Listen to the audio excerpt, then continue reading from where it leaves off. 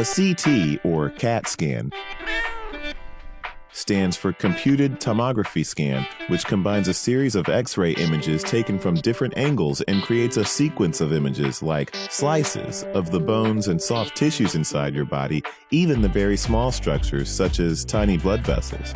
Depending on what part of your body is being scanned, you may be asked to wear a gown and remove any metal items such as a belt, jewelry, and glasses, which might interfere with the images.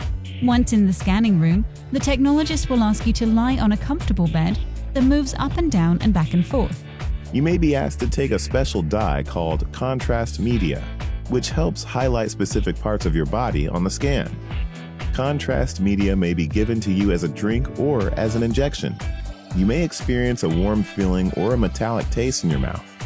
Once you're comfortable, the technologist leaves the scanning room to control the examination from a console next door. The technologist will be able to see, hear, and speak to you at all times via intercom and through the viewing window. You may be asked to hold your breath at certain points to avoid blurring the images. The table gently moves you into the scanner and its detectors rotate around you as it completes each separate view. You may hear buzzing, clicking, and whirring noises. CT scans expose you to a small amount of radiation. The dose depends on what type of scan you receive and is always kept as low as possible, while making sure that the image quality is good for an accurate diagnosis. All doses are considered low dose, and newer machines and techniques require even less radiation than was previously used. The risk of missing a serious disorder by not having a medically appropriate CT scan is considerably greater than the risks of the scan itself. But like any medical test, if it's not needed, it should not be performed.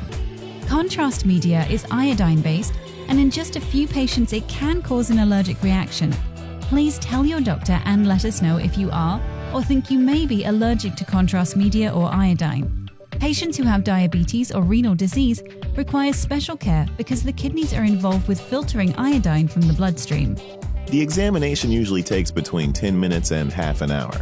If there are any specific instructions you need to follow before the kind of CT scan you are having, these will be sent to you prior to your appointment. You can resume your normal activities immediately after the procedure. If you were given contrast, you may receive special instructions. In some cases, you may be asked to wait for a short time before leaving to ensure that you feel well after the exam. After the scan, you'll likely be told to drink lots of fluids to help your kidneys flush the contrast material from your body. A specialty radiology physician will analyze your images and send a report to your doctor, usually within 24 hours.